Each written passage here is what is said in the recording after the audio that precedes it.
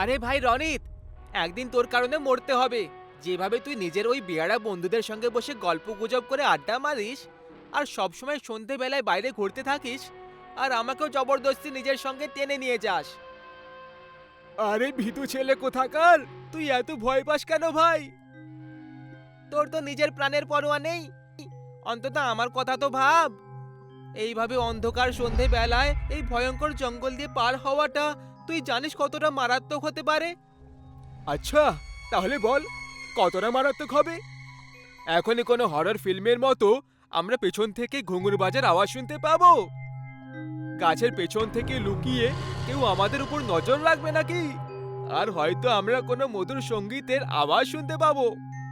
রনিত তখন এইসব বলছিল, আর তখনই ওই দুজনের ঠিক একদম পেছনে কোনো মহিলার গলায় গানের আওয়াজ শুনতে পাওয়া গেল। রাত হতে চলেছে,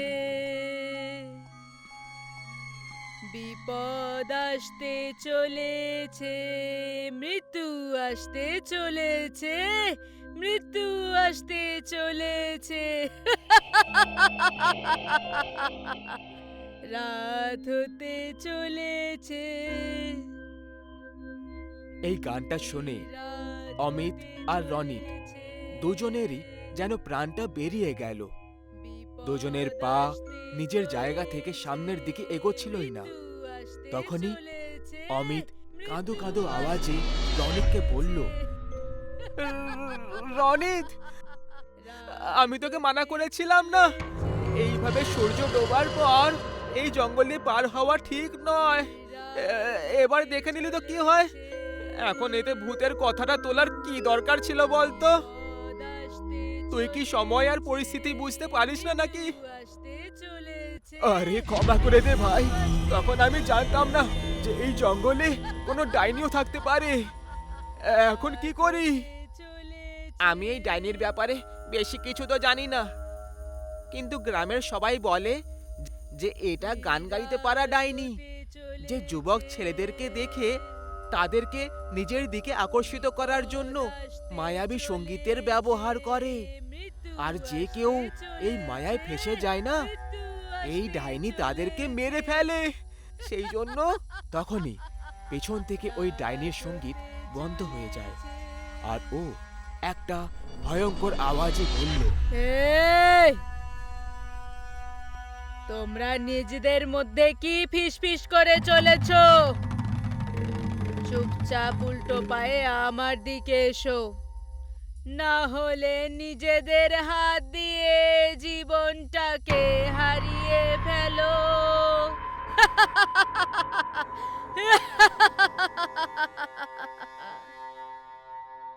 ভাই খুব ভয় লাগছে, এখন কি করি?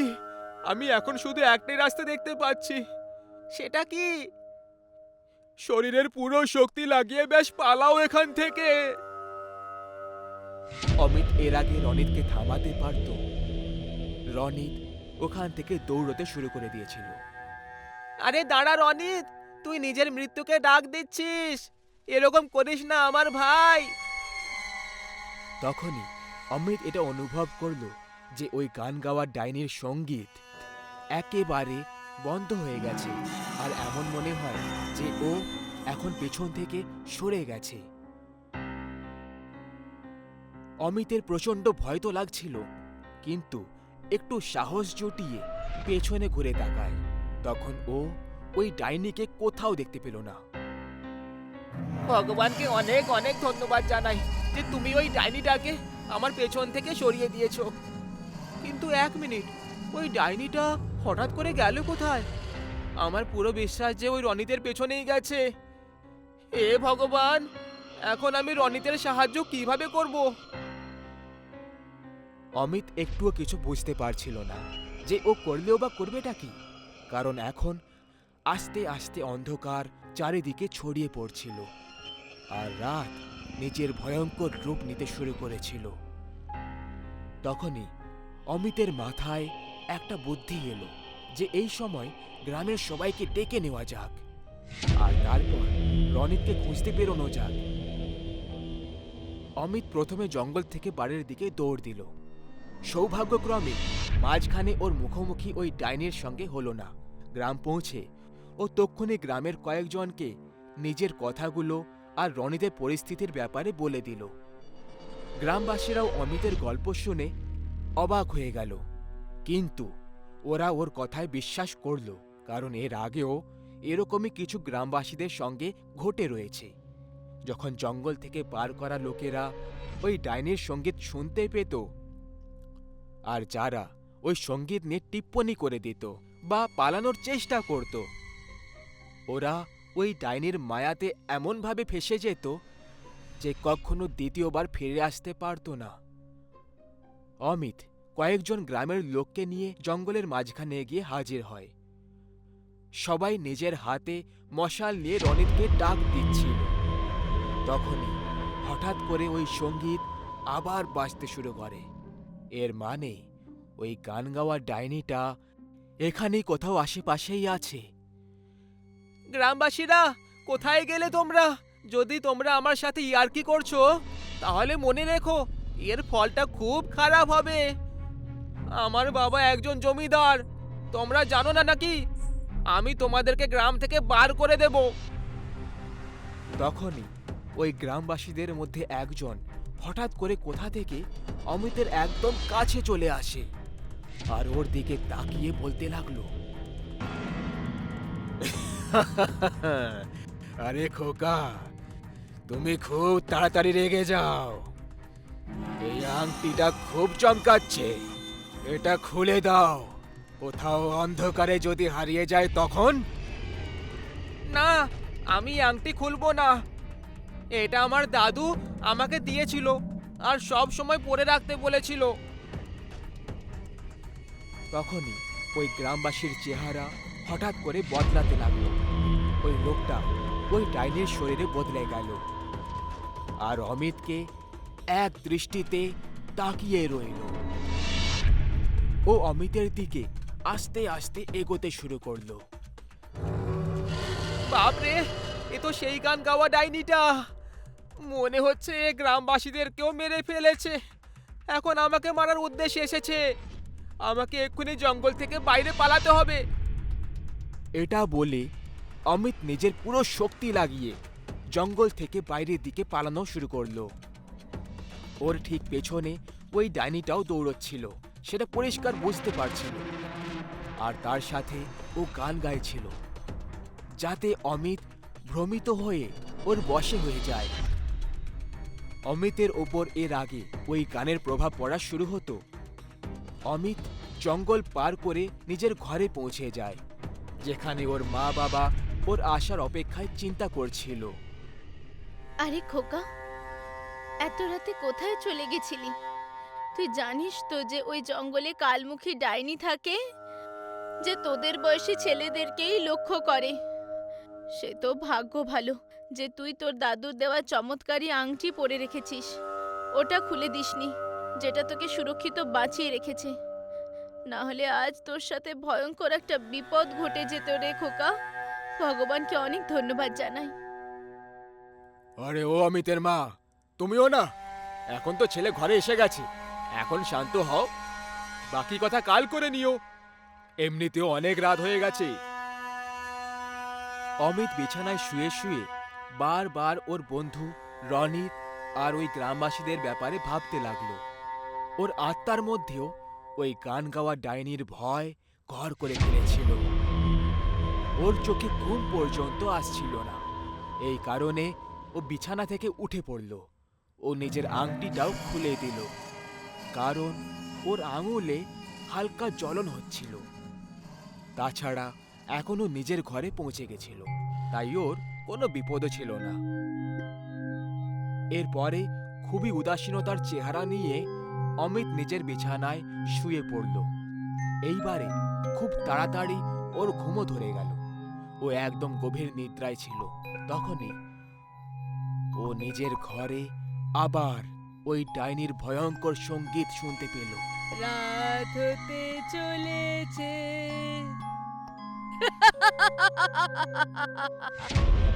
অমিত নিজের বিছানায় একদম অদ্ভুতভাবে ছটপট করতে লাগলো, আর এর সাথে এই সিন এখানেই এন্ড হয়ে যায়। এখন সকাল হয়ে গেছিল। অমিত নিজের ঘুম থেকে জেগে উঠল। ওর নিজেরই ঘরে ওর মা বাবার ছাতি চাপড়ে কান্নাকাটির চিৎকার শুনতে পাচ্ছিল। অমিত এটা দেখে খুব অবাক হয়ে যায়। অমিত তখনই টেবিলের দিকে নিজের আংটি নেওয়ার জন্য গিয়ে দেখল, কিন্তু সেখানে ও নিজের আংটিটা পেল না। অথচ ওর ভালো করে মনে আছে, গত রাতে ঘুমানোর আগে ও এই টেবিলের ওপরেই ওই আংটি খুলে রেখেছিল। যাই হোক, ওর জন্য আংটি খোঁজার থেকে বেশি জরুরি ছিল বাইরের ব্যাপারটা জানা, কারণ ওর অস্থিরতা এখন বেড়েই চলেছিল। ও নিজের ঘর থেকে বাইরে বেরিয়ে আসে। তখন দেখে ওর মা বাবা একটা মৃতদেহের কাছে তাদের মাথা রেখে খুব কান্নাকাটি করছে। এটা দেখে অমিত বুঝতে পেরে যায় যে অবশ্যই এটা ওর বন্ধু রনিতের দেহই হবে, যে কারণে ওর মা বাবা শোক মানাচ্ছে। অমিত নিজের মা বাবাকে গিয়ে বোঝালো, কিন্তু এ কি, ওর মা বাবা তো ওর দিকেই দেখছিলই না। তখনই ওই দেহ থেকে কাপড় উড়ে যায়, আর তারপর অমিত যা দেখল সেটা দেখে ওর একটা মারাত্মক ঝটকা লেগে যায়। এই দেহটা অন্য কারোর নয়, বরং ওর নিজের ছিল। অর্থাৎ অমিত এখন একটা অশান্ত আত্মা হয়ে গেছিল। ওর মৃত্যু কাল রাত তখনই হয়ে গেছিল যখন আংটি বার করে ও শুতে গেছিল, আর ওর গান গাওয়ার ডাইনির অনুভব হয়েছিল। আর ঠিক সেই সময় ওই ডাইনিটা অমিতের গলায় নিজের দাঁত বসিয়ে ওকে মেরে ফেলল। অমিতের আংটি খোলাটা মোটেই উচিত হয়নি, কারণ ওই ডাইনি হতে পারে জঙ্গলে মারতে পারেনি ওকে, কিন্তু ওর পিছু করতে করতে সে ওর ঘর অবধি, ওর রুম অবধি পৌঁছে গেছিল। আর অমিত যখনই একটা ভুল করল, অমিতের জীবনের চ্যাপ্টার এখানেই ক্লোজ হয়ে গেল। সাল 1996। আজ থেকে প্রায় 25-26 বছর আগের সেই মারাত্মক ঘটনা যখনই মনে পড়ে তখন শরীরে কাঁটা দিয়ে ওঠে। আমি তখন 15 বছরের ছিলাম, আর জুন মাসে আমার বাবা ট্রান্সফার হওয়ার কারণে তাকে একটা অন্য জায়গায় সেটেল হতে হলো। এই জায়গাটার মারাত্মক সত্যির ব্যাপারে আমরা সবাই কিছুই জানতাম না। একদিন স্কুল থেকে বেরোতেই গভীর মেঘ ছেয়ে গেল। আমি এদিক ওদিকে লুকোনোর জায়গা খুঁজতে লাগলাম, কারণ আমার ঘর এখান থেকে 1.5 থেকে 2 কিলোমিটার দূরে ছিল, আর এই পরিস্থিতিতে বৃষ্টিতে না ভিজে কোথাও যাওয়া যেত না। আরে অমিত, তুই দৌড়াচ্ছিস না কেন? তাড়াতাড়ি ঘরে পৌঁছো, না হলে বৃষ্টি এসে যাবে আর বিপদের সময়টাও। আমি আমার বন্ধুর কথাটা ঠিক করে বুঝতে পারিনি, আর আমি ওকে থামিয়ে বললাম, তুই কি বলতে চাইছিস? আমি কিছু বুঝলাম না, কারণ যদি আমি বাড়ি অবধি দৌড়ে যাই তাহলে এটা তো নিশ্চিত যে আমরা ভিজে যাব, আর মানডে সাবমিট করার প্রজেক্টটাও আমার ব্যাগেই আছে। জলের কয়েকটা ফোঁটা আমার পুরো সপ্তাহের পরিশ্রম মাটি করে দেবে, যেটা আমি চাই না। তাহলে তুই কি চাস? মৃত্যু? এখানে মৃত্যুর কথা কোত্থেকে এলো? দেখ অমিত, আমার কাছে তোকে বোঝানোর অত সময় নেই। যদি তুই দাঁড়িয়ে থাকতে চাস তাহলে দাঁড়িয়ে থাক, কিন্তু মনে রাখবি, সে যাই হোক না কেন, জোরে বৃষ্টি শুরু হওয়ার পর জলের ফোঁটার থেকেও দূরে থাকবি। যদি বৃষ্টিতে কেউ ছাতা নিয়ে তোর কাছে আসে তাহলে ভুলে ওর কাছে যাবি না, কারণ ওর বহুরূপী তোকে খুনি বৃষ্টিতে ফাঁসিয়ে একটা ভয়ঙ্কর মৃত্যুর ঘুম পাড়িয়ে দেবে। এইটুকু বলার সাথেই সুমন ওখান থেকে চলে গেল।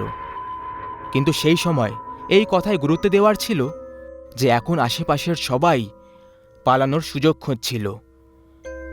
দোকানদাররা দোকান বন্ধ করে তাড়াতাড়ি বেরিয়ে যেতে চেয়েছিল, আর ওয়াচম্যান আঙ্কেলও তাড়াতাড়ি তালা লাগিয়ে বাড়ি যাওয়ার জন্য প্রতিব্যস্ত হয়ে গেছিল। কিছু সময়ের মধ্যে আমার আশেপাশের পুরো পরিবেশ নির্জন হয়ে গেল, আর একমাত্র শুধু আমি ওই অজানা আর নির্জন পরিবেশে দাঁড়িয়েছিলাম। কিছুক্ষণের মধ্যে বৃষ্টিও একটা ভয়ঙ্কর রূপ নিয়ে নিল, যে কারণে আমার যাওয়াটা আরও কঠিন হয়ে গেল। স্কুল ছিল তাই ফোন সঙ্গে আনিনি, আর না কোনো সাহায্যের জন্য কাউকে দেখতে পাচ্ছিলাম। 2 ঘন্টা পেরিয়ে গেছিল, কিন্তু বৃষ্টি এখনো থামার নাম করেনি। আমারও বাড়ি যাওয়ার চিন্তা হতে লাগলো। আর এবার এমন একটা সময় এলো যখন সূর্য প্রায় ডুবে গেছিল। আমার ভেতরে দুশ্চিন্তা আর ভয় দুটোই একসাথে দস্তক দিল। যখন আমি বৃষ্টি লাল হয়ে যেতে দেখলাম, আমি চিন্তায় পড়ে গেলাম যে আসলেই বৃষ্টি এভাবে লাল হয়ে যাচ্ছে কেন। কিন্তু ভালো করে দেখার পর জানতে পারলাম যে ওটা কোনো রং নয়, বরং রক্ত ছিল। তখনই আমার সুমনের কথাগুলো মনে পড়ে গেল। ও আমাকে বলেছিল খনি বৃষ্টির ব্যাপারে, মানে যে এই বৃষ্টি আসলে খনি বৃষ্টি ছিল। কিন্তু আজ পর্যন্ত আমার জীবনে আমি কখনো না তো এর আগে রক্তের বৃষ্টি হতে দেখেছিলাম আর না কখনো শুনেছিলাম। এবার তো দুর্গন্ধ ছড়িয়ে গেছিল। আর তখনই আমি দূরে দাঁড়িয়ে একটা লোককে দেখতে পাই, যার মাথায় ছাতা ছিল আর একটা দেওয়ালের দিকে এক দৃষ্টিতে তাকিয়ে রয়েছিল। আমি তার দৃষ্টিভঙ্গি কিছু বুঝতে পারলাম না। আমি তাকে আওয়াজ দিলাম, হ্যালো, ও কাকু, হেল্প করো প্লিজ, আমি এই বৃষ্টিতে ফেসে গেছি। আমি ওই স্ট্রেঞ্জারকে আওয়াজ দিতে লাগলাম। আমার থেকে অনেক দূরে দাঁড়িয়ে থাকা সত্ত্বেও সে আমার আওয়াজ পরিষ্কার শুনতে পেয়ে গেল। তার চলার ঢং একেবারেই মানুষের মধ্যে মনে হচ্ছিল না। তার চলার ঢং এমন ছিল যেন কোনো নেকড়ে দাঁড়িয়ে থেকে সোজা এগিয়ে যাচ্ছিল নিজের শিকারের দিকে। ওই স্ট্রেঞ্জার আমার একদম কাছে এসে গেছিল, কিন্তু তফাৎ এইটুকু ছিল যে সে এত জোর বৃষ্টিতে ছাতা নিয়ে দাঁড়িয়েছিল, আর আমি তার কিছু দূরে একটা বাড়ির ছাদের নিচে বৃষ্টির থেকে লুকিয়েছিলাম। ওই স্ট্রেঞ্জারটা আমাকে তার কাছে আসার ইশারা করতে লাগলো, আর আমারও সেফলি বাড়ি পৌঁছানোর এটাই একমাত্র উপায় মনে হচ্ছিল। তাই আমিও তার দিকে এগিয়ে চলে গেলাম। কিন্তু তখনই আমার নজর ওই অজানা লোকের হাতের ওপর পড়ে যায়। আমার পা ওখানেই থেমে রয়ে যায়। আমি দেখলাম ওই লোকটা নিজের হাতে রক্তে লথপথ চাকু ধরে রেখেছিল, যেটা দেখতে খুবই ভয়ানক লাগছিল। ওই চাকুটা দেখে এমন মনে হচ্ছিল যেন কিছুক্ষণ আগেই ওই চাকুটা দিয়ে কারোর শরীরকে চেরা হয়েছে। আমি তো খুব বেশি ভয় পেয়ে যাই আর ওখান থেকে পেছনে চলে আসি। আর তখনই আমি দেখলাম যে ওই সামনে দাঁড়ানো লোকটার চেহারা গলতে শুরু হয়, আর তার চেহারা কোনো নেকড়ের মতো হতে লাগলো, ধারালো দাঁত আর মারাত্মক থাবা। সাহস করে আমি ওখানে দাঁড়িয়ে রইলাম, আর তখনই বিদ্যুৎ পড়ে গেল। ওই নেকড়ে মানব ওখান থেকে উধাও হয়ে গেল। কিন্তু তখনই আমি একটা লোককে দেখতে পেলাম যে এখনো পর্যন্ত নিজের দোকানেই ছিল। হয়তো আমার মতোই সে ওই খনি বৃষ্টিতে ফেসে গেছিল। আমি তার থেকে দূরে ছিলাম, তবু আমি সবকিছু পরিষ্কার দেখতে পাচ্ছিলাম। ওই লোকটা যেই না ঘুরে তাকালো, ওই নেকড়ে মানব তার পেছন থেকে হঠাৎ করে হাজির হয়ে যায়। এটা সেই ছিল যে কিছুক্ষণ আগে আমাকে ফাঁসানোর চেষ্টায় ছিল। ওই নেকড়ে মানবকে দেখেই ওই লোকটা নিজের সন্তুলন হারিয়ে ফেলে, আর না কিছু ভেবে চিনতে ওই ছায়া থেকে খনি বৃষ্টিতে ভিজতে ভিজতে পালাতে লাগলো। কিন্তু তখন আমার নজর সেই লোকটার থেকে সরে গিয়ে ওই নেকড়ে মানবের উপর পড়ে গেল। আমি তার চেহারায় একটা শয়তানি হাসি দেখতে পাই, আর তাকে দেখে এমন মনে হচ্ছিল যেন তার কোনো উদ্দেশ্য পুরো হতে চলেছে। কিন্তু আশ্চর্যের বিষয় এটা ছিল যে একবার ওই শয়তানটা ওই লোকটার পিছু করেনি, না তার উপর হামলা করলো। কিন্তু তা সত্ত্বেও কিছুক্ষণ পর ওই লোকটা চেঁচাতে লাগলো, আর পালাতে পালাতে নিজের থেকেই তার গতিটাও কমে যেতে লাগলো। সে এমনি এমনি শুকিয়ে যেতে লাগলো, আর কিছুক্ষণের মধ্যে তার শরীরের নাড়ি ভড়ি বাইরে বেরোতে লাগলো, আর রাস্তাতেই পড়ে গিয়ে অজ্ঞান হয়ে গেল সে। যেখানে কিছুক্ষণ আগে তাকে 70 কিলো বলে মনে হচ্ছিল, সত্যি বলতে এখন তার ওজন 10 কিলোর থেকে একটু বেশি হবে না। তখনই দূর থেকে সেই নেকড়ে মানব দৌড়ে দৌড়ে ওখানে পৌঁছলো, আর ওই লোকটাকে টেনে টেনে জঙ্গলে নিয়ে চলে যায়।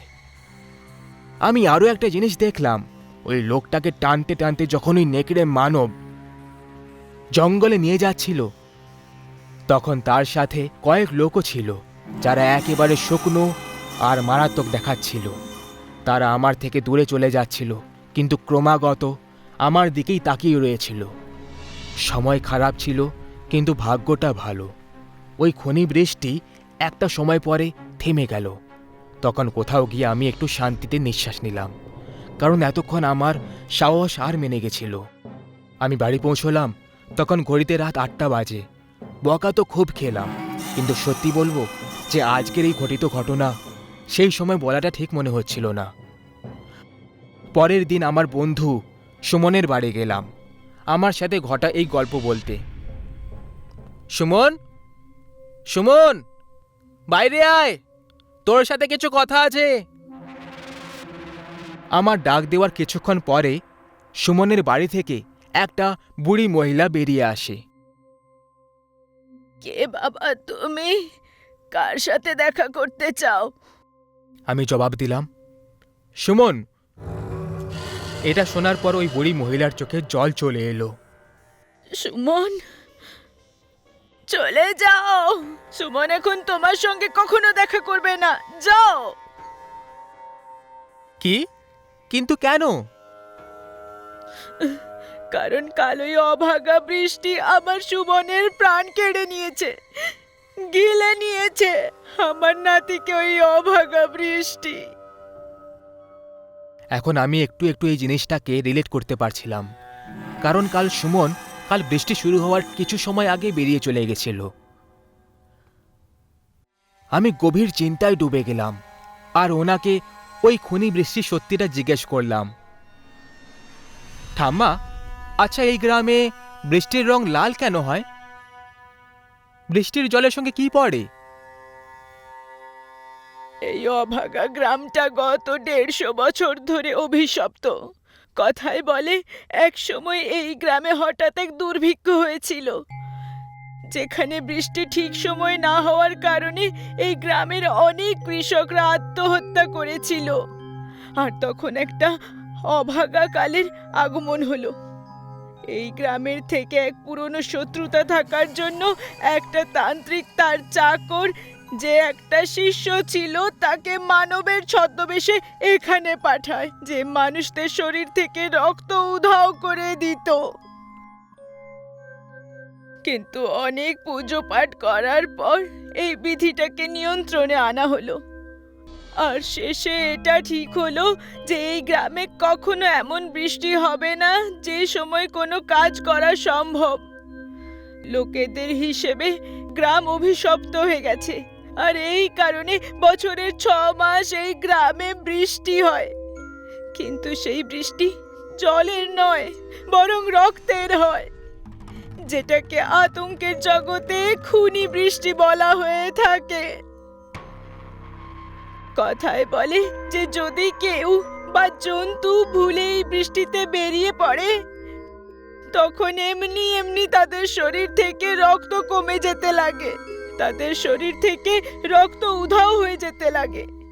আর যতটা সময় ওই খুনি বৃষ্টির ফোঁটায় সময় কাটায়, ততক্ষণ ধরে তার শরীর থেকে ক্রমাগত রক্ত উধাও হয়ে সেই নেকড়ের শরীরে চলে যায়, যেটা তাকে আরো শক্তিশালী করে দেয়। সত্যি বলতে এরপর আর কিছু শোনার আর সাহস হলো না, কারণ এবার আমি সব কিছু ভালোভাবে বুঝে গেছিলাম। আর আমি ওখান থেকে তক্ষুনি নিজের বাড়ি ফিরে গেলাম, আমার বন্ধু সুমনের মৃত্যুর শোক আর এক মারাত্মক আতঙ্কের সাথে। আমার এখন এটাকে লুকিয়ে রাখা উচিত মনে হয়নি, কারণ এটা আমার পরিবারের যে কোনো সদস্যের প্রাণ নিয়ে নিতে পারত। এর আগে কখনো খনি বৃষ্টি এই গ্রামে আবার আগমন করুক, আমাদের চলে যাওয়া উচিত। 2 দিনের মধ্যে আমরা ফেরত নিজেদের হোমটাউন চলে এলাম, আর বাবাও তার ট্রান্সফার অন্য কোথাও করিয়ে নিল। এই ঘটনাটা আমি নিজের জীবনের সব থেকে সুখের আর ভয়ানক সময় যুক্ত করব, কারণ আজ এত বছরের পরেও এই ঘটনার গন্ধ আমি আজও অনুভব করি। রবি, অনুপম আর শুভঙ্কর 3 জন খুবই ভালো বন্ধু ছিল, আর 3 জন 12 স্ট্যান্ডার্ডের এক্সাম কমপ্লিট করার পর ভ্যাকেশনে কোথাও বেড়াতে যাওয়ার প্ল্যান বানাচ্ছিল। আমার মনে হয় এইবারে আমাদের গোয়া বা মানালি নয়, বরং গ্রামে যাওয়া উচিত। গ্রামের সুন্দর পরিবেশ আর গ্রামের গাছপালার আনন্দ নেওয়া উচিত। কথাটা তুই ঠিকই বলেছিস, কিন্তু আমাদের মধ্যে কার গ্রামে যাবি? আমরা তিনজন এক এক করে সবার গ্রামে যাব, কিন্তু শুরু রবির গ্রাম বেলতলা থেকে করব। হ্যাঁ হ্যাঁ, তো এতে সমস্যা কোথায়? চলো, কিন্তু একটু সতর্ক থাকতে হবে। আমার গ্রামে তোদের এই বিয়ারাপন চলবে না। যেমন বেশি রাত অবধি জাগা, সন্ধেবেলায় বাইরে ঘোরা, আর সব থেকে জরুরি ভূত প্রেতের মজা ওড়ানো। আরে হ্যাঁ, আমি তো ভুলেই গেছিলাম, তোর গ্রাম অন্ধবিশ্বাসীদের সঙ্গে কাপুরুষ আর ভীতুও। দেখ, এবার তুই কিন্তু বেশি বলছিস। রবি, তুই সায়েন্সের এত ব্রিলিয়েন্ট স্টুডেন্ট হয়েও এই ভূত প্রেতের ওপর বিশ্বাস করিস? কিন্তু এতে তোরও দোষ নেই, কারণ তুই ওই গ্রাম থেকেই বেরিয়ে এসেছিস না, তাই এটা তোর হওয়ারই কথা। কিন্তু তুই চিন্তা করিস না, এইবারে আমরা তোর আর তোর গ্রামের সবার অন্ধবিশ্বাস দূর করে দেব। তিনজন বন্ধু ভ্যাকেশনের জন্য গ্রামে যাওয়ার প্ল্যান করছিল, আর তিনজনেই বেছে নিল রবির সেই ভুতুড়ে গ্রাম, যেখানে সন্ধে নেমে আসার পর ওই গ্রামের ডাইনি বেরিয়ে আসে আর গ্রামে একা ঘুরে বেড়ানো যে কোনো মানুষকে একেবারে প্রাণে মেরে ফেলে। আর এই তিনজনই ভূত প্রেতে একটু বিশ্বাস করতো না, আর এইবারে তাদের উদ্দেশ্যটাও এটাই ছিল যে ওরা গ্রামে গিয়ে ওই ডাইনির কথাগুলোকে তাদের ভুল ভ্রান্তি প্রমাণ করে দেবে, যেটা তারা এত বছর ধরে মেনে চলেছে। সন্ধ্যের ট্রেনে চেপে ওরা সবাই পরের দিন দুপুরে পৌঁছে গেছিল রবির গ্রামে, বেলতলায়। ওরা তিনজন রবির বাড়ি পৌঁছয়। তাদের গ্রামে পুরনো বাড়িতে শুধু রবির ঠাকুমা থাকতো, আর বাকি সবাই শহরেই সেটেল ছিল। আরে খোকা, তুই এসে গেছিস, খুব ভালো করেছিস। যা তাড়াতাড়ি মুখ হাত ধুয়ে নে, আমি খাবার বেড়ে দিচ্ছি, যা। তিনজন বন্ধু খাবার খেয়ে একই রুমে নিজের নিজের বিছানায় আরাম করতে করতে কথা বলছিল। আরে, তোরা শুয়ে পড়লি যে, আমাদের উদ্দেশ্য ভুলে গেছিস নাকি? অনুপম নিজের দুই বন্ধুর সাথে ঘরের বাইরে লুকিয়ে লুকিয়ে বের হয় আর ঠাকুমার ঘর থেকে বাড়ির চাবি নিতে চলে যায়। অনুপম একাই ঠাকুমার ঘরে গেছিল। ও যখনই ফেরত আসার জন্য ঘোরে, একটা রোগা পাতলা হাত ও টি শার্ট ধরে নেয়, আর পেছন থেকে একটা ভয়ঙ্কর আওয়াজ চলে এলো। চাবি রেখে দে এখানে। অনুপম যেই না ঘুরে তাকায়, ও দেখল যে রবির ঠাকুমা ওর কাঁধে হাত রেখে ওকে থামিয়েছিল। আসলে রবির ঠাকুমা কোনো মানুষ নয়, বরং একটা ডাইনি ছিল, যার চেহারা ওই অন্ধকার রাতেও এত মারাত্মক লাগছিল যে দুর্বল মনের লোক হলে তক্ষুনি মরে যেত। এটা দেখে অনুপম ওখানেই কাঁপতে কাঁপতে অজ্ঞান হয়ে গেল। যখন বেশি দেরি হওয়ার পরও অনুপম ফিরে আসেনি, তখন ওর ওই দুজন বন্ধু ঠাকুমার ঘরে চলে আসে। তখন দেখে যে ওর ঠাকুমা বিছানাতেই ছিল না। আরে, ঠাম্মা কোথায় গেল? তাছাড়া ঠাম্মা রাত 1টার সময় কোথায় যেতে পারে? আরে, সে হয়তো ওয়াশরুমে গেছে। কিন্তু আগে একে তোল, কি জানি কি দেখে ফেলেছে যে এখানেই অজ্ঞান হয়ে গেছে। ওরা দুজন ওই রাতে যেতে পারল না, কারণ অনুপম সেই অবস্থাতেই ছিল না। পরের সকালে অনুপমের যখন চোখ খোলে, তখন ও ওর ঠিক পাশে রবির ঠাম্মাকে বসে থাকতে দেখে, যে এখনো সেই ভয়ঙ্কর চেহারা নিয়েই বসেছিল। খোকা, তুই আমার সোনা ছেলে, তাই না? কাউকে কিচ্ছু বলবি না যে আমি আসলে কে, না হলে কেউ এটা জানতে পারবে না যে তুই কে ছিলি। সোনা ছেলে আমার। এরপরে রবির ঠাকুমা ওখান থেকে চলে যায়। অনুপম এখনো নিজেকে সামলাতে পারেনি, আর নিজের দুই বন্ধুকে এখান থেকে যত তাড়াতাড়ি সম্ভব চলে যাওয়ার জন্য বলে।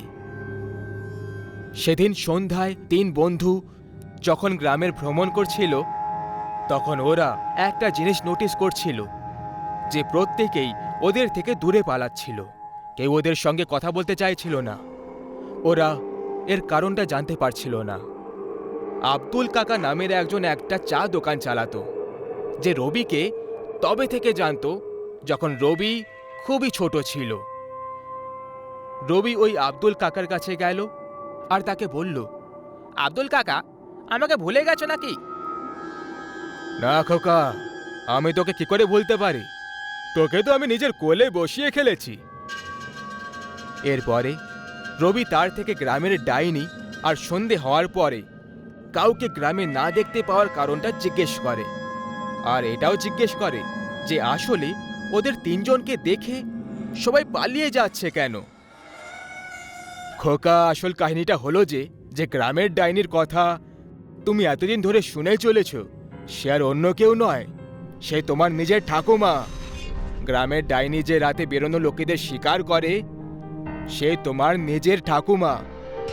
এটা শোনার পর রবি যেন একেবারে আকাশ থেকে পড়ে গেল। হ্যাঁ খোকা, এই কথাটা তোমাদের বাড়ির লোকেরাও জানে।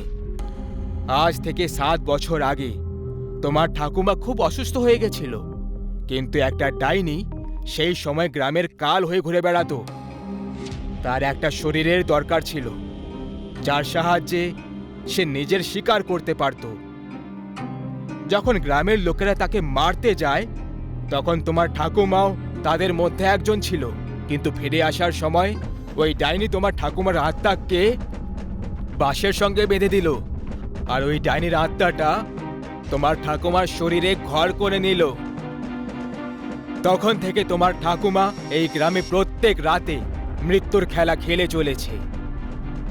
তুমি নিশ্চয়ই দেখেছ যে তোমার বাড়িতে কোনো ভগবানের মূর্তি বা পুজোর জিনিস নেই, আর অন্ধকারে কখনো প্রদীপ বা আলো জ্বলে ওঠে না, কারণ ডাইনি শয়তানের পুজো করে, ভগবানের নয়। এরপরে অনুপম কাল রাতের ব্যাপারে বলে দেয়। আর এখন 3 জন খুব ভয় পেয়ে গেছিল, কারণ এই 3 জন ওই ডাইনির ঘরে রয়েছিল। এই কারণেই কেউই ওদের কাছে আসতে চাইছিল না। এবার বুঝতে পেরেছি যে আমার বাড়ির লোকেরা আমাকে এই গ্রামে কেন আসতে দিচ্ছিল না। না, তারা কখনো এই সত্যিটা বলেছিল। এরপরে 3 জন ওই বাড়িতে যায়, জিনিসপত্র বাঁধে আর তক্ষুনি বেরিয়ে পড়ল। কিন্তু তখনই পেছন থেকে একটা আওয়াজ এলো। এত তাড়াতাড়ি চলে যাচ্ছ খোকা, কিন্তু আমি এখন আমার নাতির থেকে আলাদা হতে পারবো না। আমার মায়া খেলার কারণেই তো আমি ওকে নিজের কাছে ডেকেছিলাম।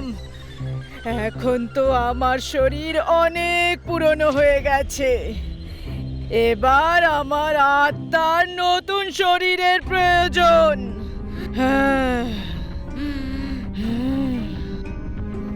এইটুকু বলেই রবির বাড়িতে ওই ঘর করা ডাইনির আত্মাটা রবির শরীরে প্রবেশ করে যায়। আর এই ভয়ঙ্কর দৃশ্যটা দেখে ওই 2 বন্ধু নিজেদের প্রাণ বাঁচিয়ে পালায়। সবাই বলে এখন রবির ঠাকুমার জায়গায় রবির শরীর ওই ডাইনির ঘর হয়ে গেছে, যে পরের 60 বছর অবধি এইভাবেই এই গ্রামে প্রত্যেক রাতে মৃত্যুর খেলা খেলবে। অর্ধেক রাত, শান্ত প্রহর, নির্জন সন্নাটা, আর চাঁদের হালকা হালকা প্রকাশের মাঝখানে শুভজিৎ জমির প্রায় কাজ শেষ করে বাড়ি ফিরছিল। রাস্তা কাঁচা সড়ক দিয়ে হয়ে গিয়ে জঙ্গলের ধার দিয়ে তৈরি করা ছিল। গ্রামবাসীরা প্রায় সময় সন্ধেবেলাতে গ্রামের ভেতরে আর গ্রাম থেকে বাইরে আসতে খুব ভয় পেত। তার সবথেকে বড় কারণ ওই জঙ্গল ছিল, সেই জঙ্গল যেখানে জানা নেই কত আত্মহত্যা করা লোকেদের আত্মাগুলো বন্দী রয়েছে। এখন সেটা কতটা সত্যি আর কতটা মিথ্যে সেটা জানবো এই কাহিনীর মধ্যে। আজ পূর্ণিমার রাত ছিল, শুভজিৎ ওখান থেকে বেরোলো। তখন রাত প্রায় 11:15 বেজেছিল। ক্লান্ত হয়ে পুরো দিন কাজ করার পরে এখন সে খুব তাড়াতাড়ি বাড়ি ফিরছিল। আর ও নিজের সাইকেল নিয়ে নিল আর বেরিয়ে পড়ল নিজের গ্রামের দিকে। গোটা রাস্তায় রাতের নীরবতায় শুধু শুভজিৎ সে সাইকেলেরই আওয়াজ গর্জন করছিল। দূর দূর পর্যন্ত, মানুষ তো দূর, কোনো জন্তু পর্যন্ত নজরে পড়ছিল না। শুভজিৎ কিছুক্ষণের মধ্যেই পৌঁছে গেল ওই জঙ্গলে, যেখানে জানা নেই কত গ্রামবাসীরা আত্মহত্যা করে রেখেছিল। এরকম অবস্থায় আপনি বুঝতেই পারছেন কিরকম পরিবেশ হবে ওই জায়গাটার। রাস্তাটা কি লম্বা! আমার তো প্রাণ বেরিয়ে গেল আস্তে আস্তে। এখন শুধু তাড়াতাড়ি জঙ্গল পার হয়ে যাই, তারপর বাড়ি পৌঁছে আরাম করে শান্তিতে ঘুম পুরো করব। এমনিতেও কাল সকালে তাড়াতাড়ি উঠে আবার ফসলের বিক্রি করতে হবে। এটাই বলতে বলতে শুভজিৎ জঙ্গলের ভেতরে প্রবেশ করে গেল। সাইকেলের গতি দ্রুত করে শুভজিৎ টর্চের সাহায্যে গাছগুলো ক্রস করে যায়। আর তখনই সাইকেলের চাকাটা একেবারে জাম হয়ে যায় আর শুভজিৎ সোজা মুখের উপর ভর করে পড়ে যায়। আরে বাপরে! আরে এটা কি হলো? আরে সাইকেলটা এখনই খারাপ হওয়ার ছিল। শুভজিৎ এখন ওখান থেকে পায়ে হেঁটেই যেতে লাগলো, কারণ এছাড়া ওর কাছে কোনো উপায়ও ছিল না। তখনই এগিয়ে চলা পায়ের সাথে কুকুরের কান্নার জোরে জোরে চিৎকার ও শুনতে পেয়ে গেল। পুরো জঙ্গলের পরিবেশটা একেবারে মারাত্মক হয়ে গেছিল। তখনই হঠাৎ শুভজিতের নজর ওপরে গাছের উপর পড়ে গেল। তখন ওর লোম দাঁড়িয়ে গেল। ও দেখল একটা লোক গলায় দড়ি লাগিয়ে গাছের ডালে ঝুলছিল। ও এর আগে কিছু বলতে পারতো বা কিছু ভাবতে পারতো, তখনই সেই ঝুলন্ত লাশটা উধাও হয়ে গেল। শুভজিৎ খুব ভয় পেয়ে গেছিল। ও জঙ্গলের প্রায় অর্ধেক রাস্তায় পৌঁছে গেছিল। আমি শুনেছি গ্রামের কৃষক আর নিজেদের জীবন থেকে ব্যর্থ লোকেরা এই জঙ্গলে এসে আত্মহত্যা করে নেয়, আর তারপর চিরকালের জন্য তাদের আত্মাগুলো এই জঙ্গলে ঘুরে বেড়ায়। আর সূর্য অস্ত যাওয়ার পর এই জঙ্গলে যারা যায় তাদেরকে প্রাণে মেরে ফেলে। তখনই ও একটা মহিলার কান্নার আওয়াজ শুনতে পেয়ে গেল।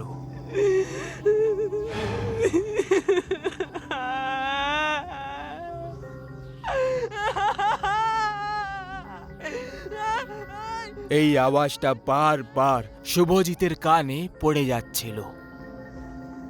এটা একদম সেই আওয়াজ ছিল যখন কেউ আত্মহত্যা করে নেয় আর তখন তার পরিবারের সবাই তার লাশকে দেখে অস্থির হয়ে পড়ে যায়। তখন শুভজিতের ঠিক পেছন থেকে এক ভয়ঙ্কর গলায় একটা আওয়াজ গর্জন হতে শুরু হয়। শুভজিৎ, আমাকে ভুলে গেলে শুভজিৎ? আমি তোমার বন্ধু, মনে আছে তো সেই রাতে কি হয়েছিল? এই আওয়াজটা শুনে শুভজিতের ঘাম ঝরতে লাগলো। ও ভগবানের নাম নিতে নিতে এগোতে থাকলো। তখনই ওর এমন লাগলো যেন কি ওর কাঁধের ওপর হাত রেখে দিয়েছে, আর ওর ভয় আতঙ্কে বদলে গেল। শুভজিৎ হালকা মুড়ে দেখে, তখন ওর এমন মনে হলো যেন ওর পিঠের পেছনে কোনো 6 ফুটের লোক দাঁড়িয়ে ওর কাঁধ দুটো টিপে যাচ্ছিল। ওর ব্যথা লাগতে শুরু হলো আর কোনোভাবে ওই হাত দুটোকে ও কাঁধ থেকে সরিয়ে দিল। শুভজিৎ তার ফোনের সময় দেখল, তখন রাত 1টা বাজতে 5 মিনিটের সময় বাকি ছিল। আতঙ্কের সব থেকে মারাত্মক প্রহর আসলে এটাই হয়। আর এখন তো ও একেবারে কোনো নদীর মাঝে একধারে আটকে গেছিল। তখনই ওর মনে হলো যেন ঠিক ওর পেছনে পেছনে কেউ হেঁটে আসছে। পেছন থেকে ও একটা আওয়াজ শুনতে পেল। সেই রাতে ফসলে আগুন লাগাতে তোকে দেখে নিয়েছিলাম শুভজিৎ। কোথায় পালাচ্ছ? থেমে যাও, দাঁড়িয়ে যাও শুভজিৎ, দাঁড়িয়ে যাও। পেছন থেকে আসা এই আওয়াজগুলো বারবার রামবিলাসের ভয়টাকে বাড়িয়ে চলেছিল, কিন্তু এটা তো সবে কাহিনী শুরু ছিল মাত্র।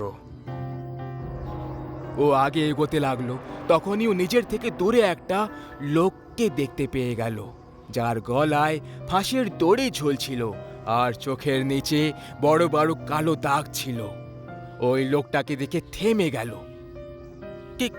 কিশোর, কিশোর, তুই তুই গত বছর আত্মহত্যা করেছিলি না? তুই তুই তুই এখনো বেঁচে আছিস? বেঁচে আছিস তুই এখনো? শুভজিৎ এইটুকু বলেই ছিল, তখন সামনে দাঁড়ানো ওই লোকটা গুলির গতিতে যেন সে কোনো বয়ে যাওয়া বাতাসে একদম উধাও হয়ে গেল। ওর বড় বড় চোখ আর ভয়ঙ্কর হাসি শুভজিৎকে এখনো ভয় দেখিয়ে চলেছিল। ও কি কিশোর ছিল? না না না না না, হয়তো আমি কোনো স্বপ্ন দেখছিলাম। ক্লান্তির চোটে পাগল হয়ে গেছিল। যারা মরে যায় তারা ফিরে আসে নাকি? এইটুকু বলে শুভজিৎ আগে এগিয়ে গেল। ওর চার পায়ে এগোলো আর একটা ভয়ঙ্কর আওয়াজে কেউ যেন পেছন থেকে বলে উঠল, মরে যাওয়া লোকেরাও ফিরে আসে যখন তারা কোনো প্রতিশোধ নিতে চায়।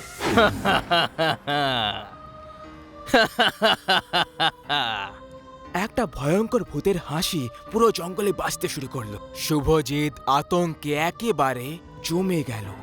তখনই হঠাৎ একটা দ্রুত বাতাসের গতি একদম ওর কাছ থেকে পার করে গেল।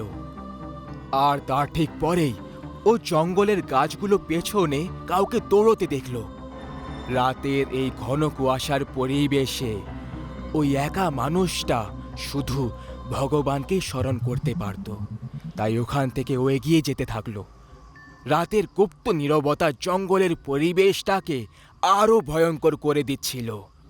তখনই বিদ্যুৎ গর্জন করতে লাগলো। মনে হচ্ছে খুব জোরে বৃষ্টি হতে চলেছে, তাড়াতাড়ি বেরোতে হবে আমাকে। এই বলে শুভজিৎ তাড়াতাড়ি পালাতে লাগলো।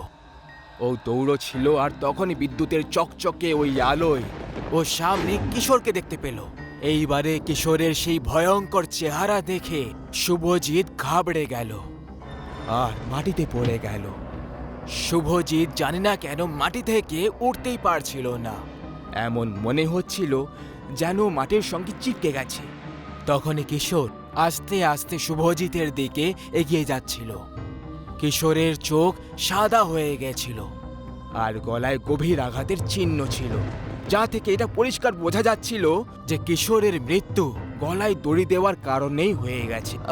আমি তোর বন্ধু রে কিশোর। আরে ভাই যেতে দে না কিশোর, আরে আমি যে তোর বন্ধু। শুভজিতের এই কথাগুলো শুনে কিশোরের প্রেত জোরে জোরে হাসতে লাগলো আর বলল, আমাকে আমার পরিবারের থেকে আলাদা করে দিলি, পৃথিবী থেকে আলাদা করে দিলি, আর এখন আমাকে বলছিস যে আমি তোকে ছেড়ে দেব, যেতে দেব এত সহজে? এটা বলেই কিশোরের প্রেতটা শুভজিৎকে হাওয়াতে ছড়িয়ে দিয়ে সোজা বট গাছের সঙ্গে উল্টো দিকে ঝুলিয়ে দিল আর বলল, দেখ শুভজিৎ, এই গাছটাকে দেখ। তোর কারণেই সেই রাতে আমি এই গাছে ফাঁসি লাগিয়ে কষ্টে যন্ত্রণায় নিজের প্রাণ নিয়ে নিয়েছিলাম। একটু মনে কর সেই রাতটা। এই পূর্ণিমার রাতেই চলন আর লোভের কারণে তুই আমার সঙ্গে বিশ্বাসঘাতকতা করেছিলি, মনে কর। শুভজিৎ কিছু মনে করতে লাগলো। তখনই ও ঠিক 1 বছর আগে পূর্ণিমার সেই রাতে ঘটিত ঘটনার কথা মনে পড়ে গেল। আজ থেকে ঠিক 1 বছর আগে কাটাইয়ের এই ঋতু জমিতে খুব তুঙ্গে ছেয়ে গেছিল। সবার জমি গ্রাম থেকে খুব দূরেই থাকতো। তার জন্য কিছু 2-4টে লোক রাত জেগে জমির দেখাশোনা করত। শুভজিৎ সবার উপরে নজর রেখেছিল। কয়েকজনকে মদ খাইয়ে শুভজিৎ এটা ভাবল যে কিশোর যে ওর সব থেকে বড় শত্রু, তাকে শেষ করে ফেলব। শুভজিৎ আর কিশোরের মধ্যে সাপ নেউলের মতো শত্রুতা ছিল। ঈর্ষা আর লোভের প্রতিশোধে জ্বলে শুভজিৎ চোখের আড়ালে কিশোরের ফসল আর সবুজ সবুজ জমিতে আগুন লাগিয়ে ছাই করে দিল। পরের সকালে গ্রামবাসীরা ভাবল হয়তো আগুন লাগার কারণে সবকিছু নষ্ট হয়ে গেছে, কিন্তু এই সব তো একটা আগে থেকে ভাবা একটা ষড়যন্ত্র ছিল, যেটা শুভজিৎ চালাকের সঙ্গে পুরো করেছিল। কিশোরের সব পরিশ্রম আর তার পরিবারের পেট ভরার একমাত্র সাধন তার থেকে কেড়ে নিল। পরের দিন কিশোর ওই জঙ্গলের একটা গাছে ঝুলে নিজের প্রাণ নিয়ে নিল আর যন্ত্রণায় ছটপট করে এই পৃথিবীটাকে বিদায় জানিয়ে দিল। যখন তার মৃতদেহ গ্রামে নিয়ে আসা হলো, তার পরিবার যেন কান্নার জোয়ার শুরু হয়ে গেছিল। কি জানি কেন, কিন্তু সেই সময় শুভজিতেরও নিজের সত্যির থেকে সমস্যা হতে লাগলো। আর ও বীরজোর মৃতদেহর কানে এটা বলে দিল যে ওই কিশোরের জমিতে আগুন লাগিয়ে ছাই করে দিয়েছিল। ও নিজের বোঝাটাকে হালকা করতে চেয়েছিল। শুভজিৎ নিজের ভেতরের অসহ্য সত্যিটাকে বলে তো দিল, কিন্তু কিশোর মরে যাওয়ার পরেও হয়তো এই সত্যিটা শুনে নিয়েছিল আর তার আত্মা পরলোক থেকে আবার একবার পৃথিবীর লোকে আসে আর শুধু শুভজিৎকে তার পাপের শাস্তি দিতে। শুভজিতের এই সব কিছু মনে পড়ছিল। তখনই ওর গলায় চাপের সৃষ্টি হলো আর ওর নিঃশ্বাস বন্ধ হয়ে আসলো। ও চিৎকার করতে চাইছিল, কিন্তু ওর মুখ থেকে আওয়াজ পর্যন্ত বেরোতে পারছিল না। কোনো একটা মোটা দড়ি ওর গলাটাকে জেঁকে ধরছিল। সহজ কথায় ওকে ফাঁসি দেওয়া হচ্ছিল। এখন ও একদম ফাঁসির দড়িতে ঝুলতে লাগলো। আর কিশোর ওখানে গাছের নিচে প্রেতের ভয়ঙ্কর হাসি হেসেই যাচ্ছিল, যেটা পরিবেশকে আরো আতঙ্কিত করে যাচ্ছিল। শুভজিৎ ওখানেই যন্ত্রণায় ছটপট করতে করতে নিজের প্রাণ দিয়ে দিল। আর তারপর পরের দিন গ্রামবাসীরা যা দেখল, সবাই শুভজিতের মৃত শরীরটাকে দেখে ভয়ানক চেহারা দেখে নিল। ওর দুটো চোখ ছিল না, জিভটা বাইরে ঝুলছিল। দড়িটা তার গলায় অনেকবার জড়ানো হয়ে গেছিল, কিন্তু এখন ও বারবার নড়ে যাচ্ছিল। গ্রামের লোকেরা আর তার পরিবারের লোকেদের শুভজিতের আত্মহত্যার কথা একটুও বিশ্বাস হচ্ছিল না। যাই হোক, এখন পাপের ফল তো মানুষকে এই জন্মের ভোগ করে যেতে হয়। সেই জন্য পাপের ফল একদিন সবাইকে পেতেই হয়। যদি কাউকে ধোঁকা দেওয়া হয়, তাহলে তার প্রতিশোধ মরে যাওয়ার পর আরো ঘাতক হবে।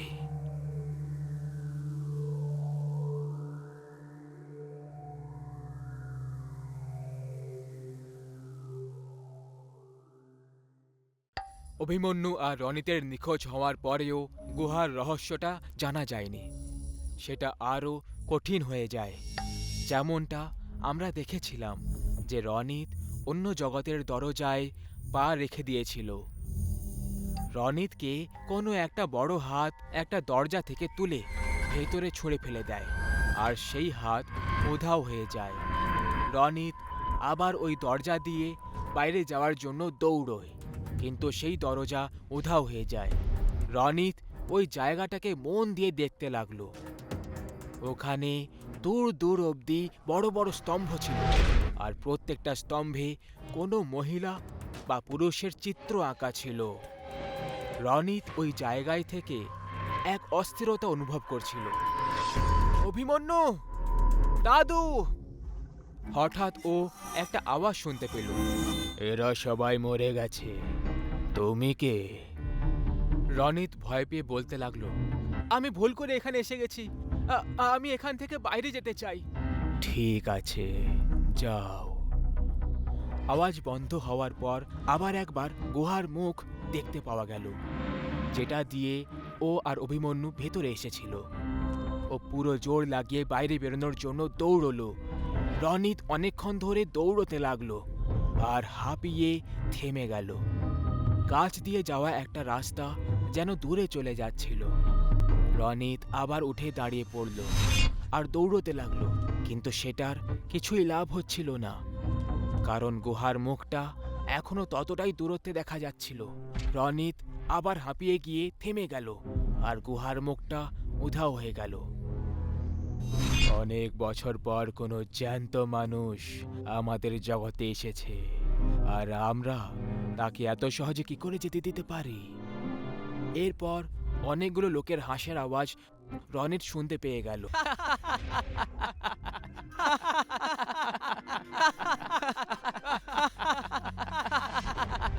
হঠাৎ রনিত একটা কোণে অভিমন্যুকে দেখতে পেল আর অন্যদিকে ওর দাদুকে।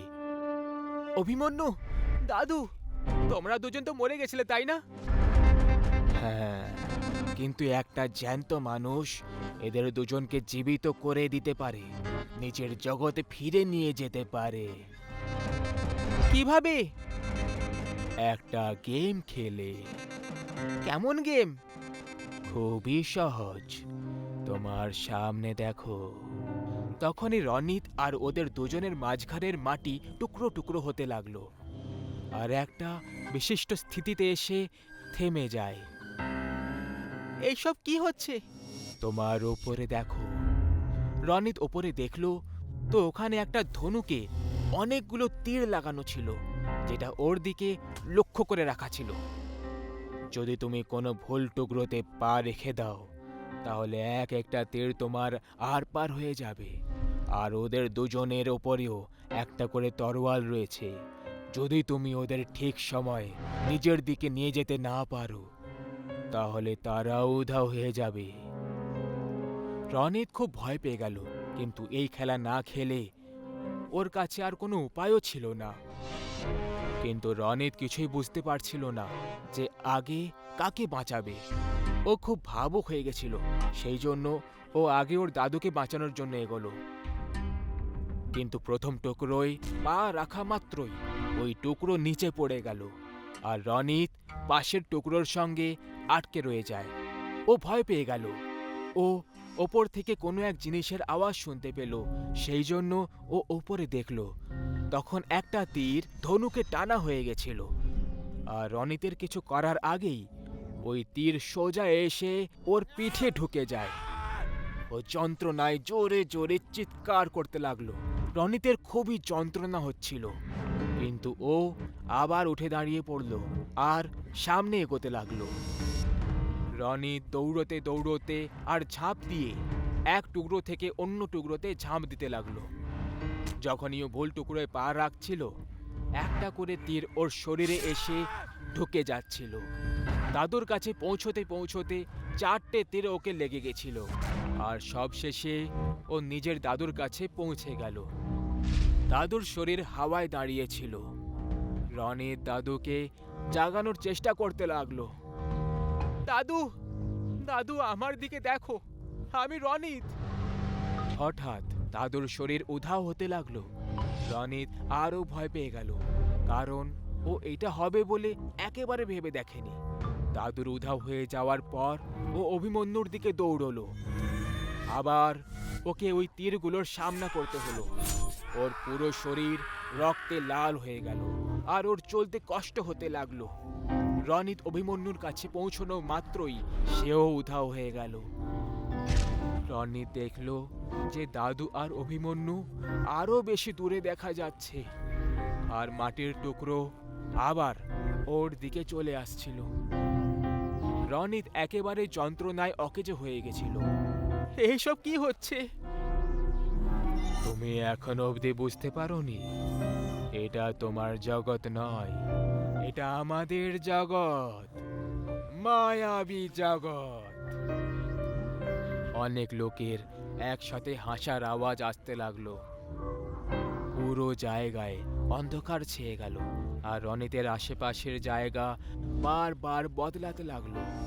প্রথমবার ও আশেপাশে গ্রাম দেখতে পেল আর হঠাৎ ওই জায়গাটা বদলে ও গুহা দেখতে পেল আর ওর মধ্যে রনিত নিজেকে আর অভিমন্যুকে দেখতে পায়। রনিতের মাথা ঘুরতে লাগলো আর ওর চোখের সামনে অন্ধকার ছেয়ে যেতে লাগলো। হঠাৎ করে ওর শরীর থেকে সব কটা তীর আবার উপরে চলে যায় আর ওই ঝটকায় রনিতের মৃত্যু হয়ে গেল। এত বছর পরেও ওই গুহা ওখানে কি করে এলো বা কে বানিয়েছে, এই রহস্যটা এখনো অবধি কেউ জানতে পারেনি।